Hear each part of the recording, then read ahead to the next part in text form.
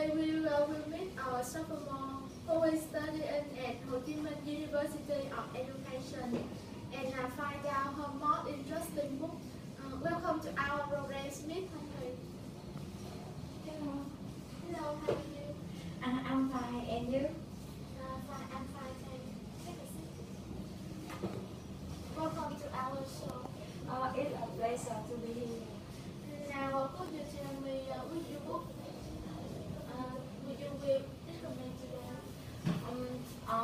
The work of Dr. Travis Adam, who had spread a great deal of attention over the past several years for his research in the area of language learning.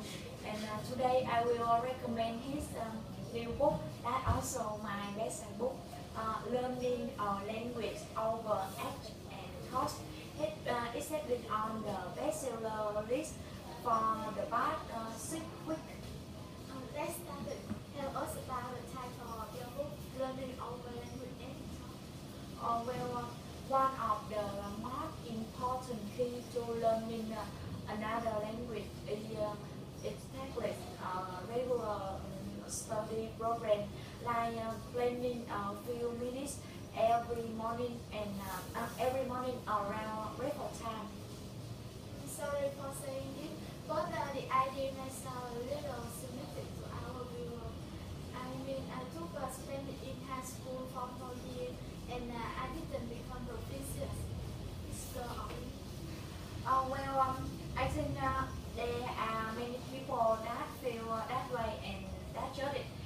I'm not implying that we can become a fluent speaker in a matter of a few minutes here and there, but rather following a regular, consistent and focused course of study can help us on the way to the promised land of language mastery.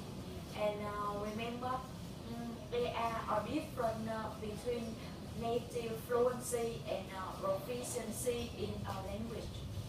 So, what are some of the basic key you are teaching in? As mentioned, people need to plan out their study by setting realistic and attainable goals from the beginning. It means some people get catch up on the craft of learning the language in 30 days only to become enchanted. When they don't perform up to their expectation, and a small step, little by little, are the key. For example,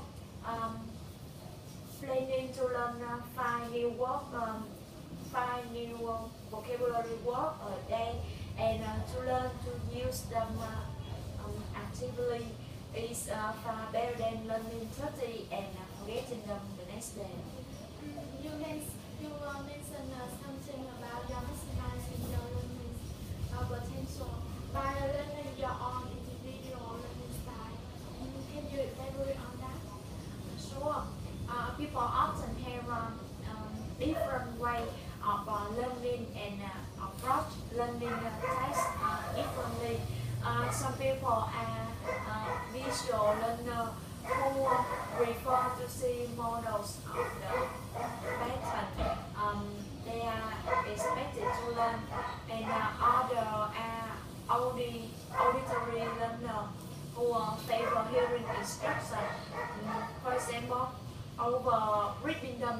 Now our reference are determined by many factors. For example, personality, culture, and past experience.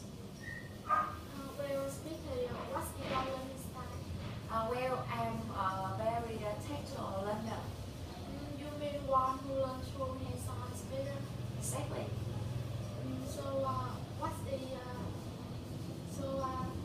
How does knowing your learning style benefit you? This might seem a little unusual, but moving around while trying to learn and memorize material help me a great deal. While I cut up tomatoes and onions for my omelet in the morning, I might recite aloud vocabulary to the rhythm of the night. But it is important to remember that often our learning style are not singular in nature, but are often very multidimensional, and we tend to learn differently in different situations. What is my learning style? Well, you are going to have to read this book to find out.